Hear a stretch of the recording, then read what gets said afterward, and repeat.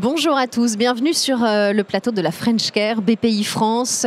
Nous sommes ensemble pour un portrait d'une start-up, d'une entreprise. Et là, nous allons parler de SearchCare dans le cadre de ces rendez-vous qui sont appelés les réussites de la French Care. Je vais y arriver. Et pour cela, je reçois Franck Verdonck. Bonjour Franck. Bonjour Edwige, un grand plaisir de savoir qu'on est une réussite de la French Care. Tout à fait. Vous êtes donc le cofondateur de SearchCare. Est-ce que vous pouvez nous dire ce qu'est SearchCare, en quoi ça consiste? Alors SearchCare est une tech bio qui va s'intéresser à décrypter le système immunitaire pour dessiner la médecine de précision de demain. Très bien. Donc le principe est de dire qu'actuellement le système immunitaire est très peu exploré, en tout cas absolument pas dans la profondeur qu'il a. Et que nous avons actuellement des nouvelles technologies d'approche et d'analyse du système immunitaire qui dépassent largement ce qu'on est capable de faire actuellement dans les services cliniques. Et le principe est de pouvoir utiliser cette technologie pour dessiner des signatures qui sont prédictives d'outcomes cliniques. Et donc, il y a beaucoup finalement d'outcomes cliniques dans lesquels le système immunitaire est impliqué. Et quand on pense à outcomes cliniques, on pense les outcomes post-opératoires. Est-ce qu'il va-t-il y avoir une infection du site opératoire? Va-t-il y avoir des pneumopathies? On pense aussi grossesse, parce qu'il y a le système immunitaire est impliqué dans toutes les pathologies liées à la grossesse. Il peut y avoir aussi la récupération post-AVC. Il peut y avoir aussi la manière avec laquelle on répond ou on réagit à une infection, par exemple le Covid à l'époque. Donc le principe est vraiment de reposer sur cette richesse du système immunitaire pour apporter un outil supplémentaire aux médecins pour avoir une prédiction de la manière avec laquelle les patients vont réagir, soit une intervention, soit un traitement. Alors, je vais vous poser une question toute bête, mais qui a peut-être son importance. Comment on explore le système immunitaire? Ça passe par quoi? Alors, justement, donc c'est là où on a la chance de reposer sur des années de recherche et de développement de technologies qui permettent d'analyser le système immunitaire. Quand je dis en profondeur, c'est même dans les voies de signalisation intracellulaires. Et on utilise des technologies qui sont des technologies à haute dimension. Par exemple, la cytométrie de masse, la cytométrie de flux. Il y a également les nouvelles technologies d'approche et de screening des protéines circulantes de l'inflammation, qui sont des technologies qui sont extrêmement riches et qui donnent un niveau de granularité extrêmement important.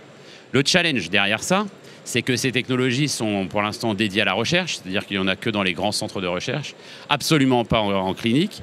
Et le challenge, c'est comment est-ce qu'on dérive des données qu'on met en évidence, des nouveaux biomarqueurs qu'on met en évidence grâce à ces technologies, comment est-ce qu'on les translate vers la clinique avec des technologies qui sont beaucoup plus low-tech, on dira.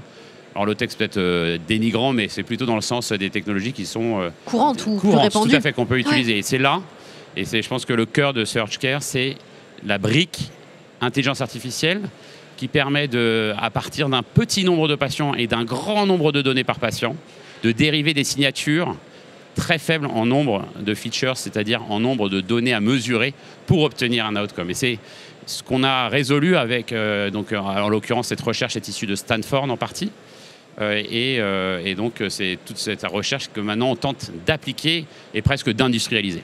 Comment est-ce que vous est venue l'idée de départ de SearchCare d'aller dans cette exploration du système immunitaire? Eh bien, c'est lié à l'histoire des cofondateurs où nous sommes donc issus du monde médical. Pour certains, je suis anesthésiste réanimateur. Brice Gaudière, qui est le directeur du laboratoire de Stanford, est également anesthésiste réanimateur. Et puis, l'association avec des ingénieurs, des data scientists, avec une question, dont Julien Hédouc est le CEO, avec une question qui est que nous posions tous les jours lorsqu'on était au lit du patient, c'est pourquoi est-ce que ce patient réagit bien, pourquoi ce patient ne réagit pas ou réagit mal. Et actuellement, il n'y avait aucune modalité permettant de prédire, lorsqu'on est anesthésiste réanimateur, de prédire à un patient de vous dire vous allez vous infecter ou vous n'allez pas avoir d'infection du site opératoire, est un élément qu'on ne peut pas donner actuellement, parce qu'il n'y a aucune modalité permettant de screener ou d'avoir une information sur cet outcome. Et c'est pourquoi? Parce que globalement, juste les données cliniques ou les données biologiques très sommaires que nous avons ne sont pas prédictives. Et c'est toute l'importance de travailler vraiment sur quelles sont les voies de l'immunité qui entraînent une réponse exagérée parfois, qui va entraîner une infection du site opératoire. Et donc finalement, tout vient d'un raisonnement clinique initial, d'un manque clinique, et de technologie, et l'association toujours, je pense que c'est vraiment le cœur de Search, c'est l'association de multiples expertises Il n'y a pas que des médecins, il n'y a pas que des immunologistes, il n'y a pas que des data scientists. C'est bien l'association de toutes ces personnes-là qui font, je pense, toute notre force. Et voilà. on a reçu ici beaucoup de startups qui effectivement posent la nécessité de partir du besoin, d'un constat en fait du terrain avant de développer une technologie et de ne pas faire l'inverse. Et ensuite, j'ai envie de dire, quelles ont été les grandes étapes? Comment est-ce que vous en êtes arrivé à pouvoir tracer ces biomarqueurs, à pouvoir créer ces signatures dont vous avez parlé? Donc ça, c'est initialement issu de la recherche académique, clairement, d'essais cliniques qui nous ont permis de valider cette hypothèse physiologique que nous avions, que le système immunitaire était impliqué dans toutes ces conséquences négatives. Et donc, on a commencé à travailler sur des modèles de machine learning qui nous permettaient de réellement dériver des signatures qui sont déployables en clinique. Et actuellement, sur la partie industrielle, qui nous concerne actuellement, on est en train de faire en sorte que ces signatures soient déployables en clinique. Et donc, on passe par toutes les phases réglementaires en Europe et on se déploie sur le marché américain pour lequel on est déjà en train de se déployer grâce à d'autres approches qui sont des approches réglementaires un peu plus souples ou plus rapides. Et qui nous permettent d'aborder le marché américain directement. Ça, c'est sur la partie signature. Et on s'est rendu compte aussi assez rapidement qu'en réalité, toutes ces modalités, toutes ces difficultés qu'on avait, on a de multiples données biologiques, vraiment plusieurs milliers de données biologiques pour un petit nombre de patients, on s'est rendu compte que cette difficulté de tirer de ces données qui sont extrêmement importantes, mais sur un nombre réduit de patients, des signatures, pouvait intéresser d'autres domaines ou d'autres partenaires de la recherche ou de l'industrie. Et donc, on est en train de développer actuellement toute une approche de modèles fondation qui sont probablement un peu l'IA de demain, qui est déjà l'IA d'aujourd'hui, mais on est, je pense, vraiment aux prémices. Et donc, là, actuellement, on est en train de s'élargir au-delà du spectre unique de ce qu'on avait développé, qui est la prédiction d'outcome clinique. Et alors, du coup, deux choses dans ce que vous venez de dire sur lesquelles j'aimerais qu'on revienne. Sur le déploiement industriel et clinique, vous parlez du marché américain. Est-ce que vous avez aujourd'hui combien de clients, de centres qui sont touchés et vers quoi vous voulez aller plus tard ? Donc pour l'instant, un des business models est bien évidemment la vente de ce test. C'est un des premiers business models assez évidents. Et donc du coup, aux États-Unis, on partenarie pour l'instant avec des gros hôpitaux universitaires, parce que ce sont ceux qui sont le plus prompts à adopter des technologies innovantes.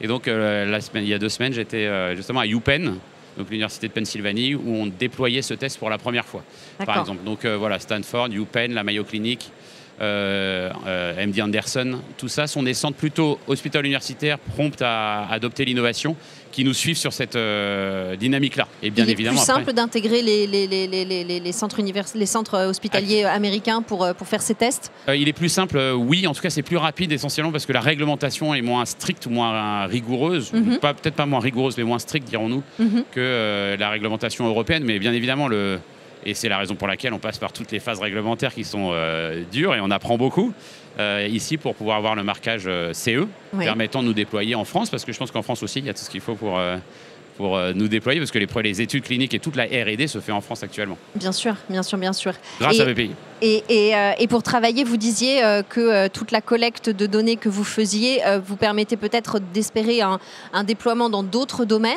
Quels seraient ces autres domaines d'application ? Alors il y a actuellement l'un des principaux domaines sur lequel on a une traction, je pense, importante sur toute cette approche de développement de modèles de machine learning, de modèles fondation adaptés à la biologie, parce qu'il y a beaucoup de modèles fondation qui sont pour l'instant beaucoup adaptés à l'imagerie. Que ce soit l'imagerie anatomopathologique ou l'imagerie radiologique. Maintenant, nous, on apporte, en tout cas, on développe des modèles tournés autour de la biologie avec des grands acteurs académiques parce que ce sont les premiers générateurs de données biologiques. Donc, c'est comment est-ce qu'ils peuvent se les approprier et en tirer des résultats qui sont pertinents.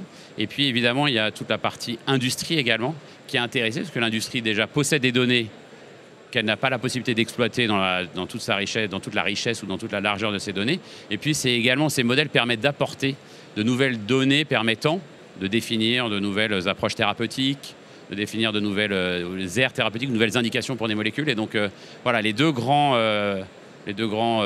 partenaires commerciaux, entre guillemets, c'est l'académique, évidemment, en premier lieu, et c'est déjà le cas, et puis l'industrie, avec lesquelles on commence déjà à partenarier. Voilà.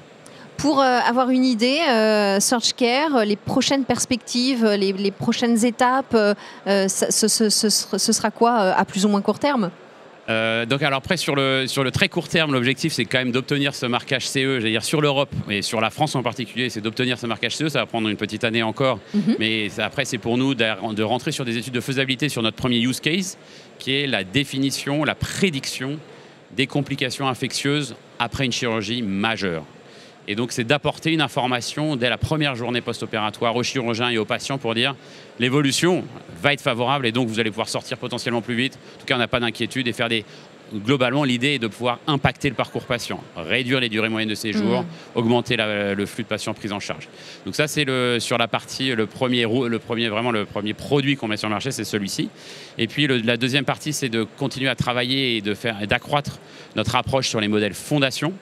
Et donc ça, c'est vraiment la deuxième étape, faire croître notre partie data science, de développer des biobanques et de partenarier avec des grands centres de recherche académiques ou des industries pour partager des biobanques, pour entraîner des modèles fondations permettant d'avoir une certaine utilité dans ce monde de la santé.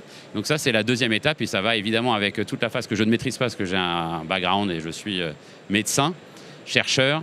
C'est toute la partie aussi levée de fonds qui rentre, qui est également en cours de réflexion. C'est une évidence, voilà, c'est une évidence qui va avec. Ouais. Donc ça, c'est les phases. Très rapidement, pour conclure, est-ce qu'il y a un conseil que vous voulez donner à des jeunes entrepreneurs ou à des médecins qui souhaitent se lancer dans ces technologies et un conseil que peut-être vous auriez aimé qu'on vous donne Le principal conseil, c'est à partir du moment où il y a une idée, il faut se lancer. En tout cas, je pense que c'est un peu la vision presque américaine des choses, mais c'est dire ne vous restreignez pas.